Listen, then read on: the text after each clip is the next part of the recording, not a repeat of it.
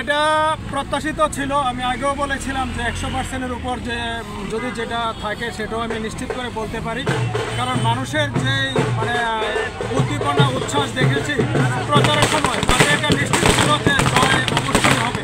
তো সেটা আজকে হয়েছে প্রায় 94%-এর উপর যে প্রাপ্ত সুযোগ ভোট, তার 94%-এর উপর ঘুরতে হয়েছে। তো আমার যারা দল, আমার যারা কার্যকর্তা, যারা গণদেবতা আছে এবং যারা বিভিন্নভাবে এই নির্বাচনকে সাফল্যমণ্ডিত করে তুলেছে, সবাইকে আমি প্রথমে আন্তরিক শুভেচ্ছা এবং অভিনন্দন, এবং গণদেবতা যারা আছে তাদেরকে আমি করজোড়ে প্রণাম জানাচ্ছি। আমাদের দলীয় নেতৃত্ব যারা আছে, যারা আমাকে এই 12 নম্বর আসনে প্রতিদ্বন্দ্বিতা করতে দিয়েছে, আমাদের মণ্ডল সভাপতি, আমাদের বিধায়ক, আমাদের রাজ্য সভাপতি, সবাইকে আমার তরফ থেকে অসংখ্য ধন্যবাদ এবং শুভেচ্ছা অভিনন্দন। তো আপনারা দেখেছেন আজকেও মানে মানুষের মধ্যে বিপুল উৎসাহ উদ্দীপনা, তারা সকাল থেকে বসে আছে কখন রেজাল্ট বেরোবে।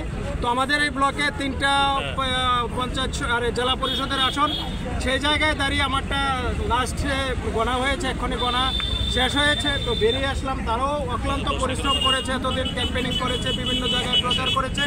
আজকে এই রৌদ্রের মধ্যে তারা ঠায় দাঁড়িয়ে আছে কখন আমি বেরোবো, কখন আমাকে নিয়ে তারা বেরোবে রাস্তায়। তো রৌদ্র বৃষ্টি কোনো কিছুই তাদের গায়ে লাগছে না, একদম মানে আনন্দে আছে। তো সবাইকে আমি আবারও বিনম্রভাবে শুভেচ্ছা অভিনন্দন, এবং যারা ভোটার যারা আছে, যারা আমার গণদেবতা যারা আছে, সবাইকে আমার আন্তরিক শুভেচ্ছা অভিনন্দন প্রণাম, এবং আমার দলের নেতৃত্ব যারা আছে তাদেরকেও আমার প্রণাম অভিনন্দন শুভেচ্ছা।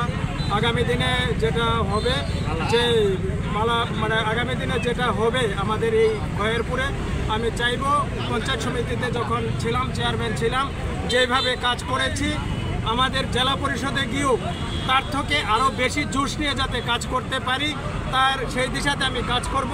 কারণ আজকে জনগণের কাছ থেকে যে সাড়া আমি পেয়েছি, তাতে নিশ্চিত আমি সেখানে গিয়ে আমি আবার মানে এইভাবে কাজ করব, যেভাবে পঞ্চায়েত সমিতিতে করেছিলাম তার থেকে আরও ভালোভাবে আরও বেশি করে কাজ করব। টোটাল ভোটটা কত আপনার?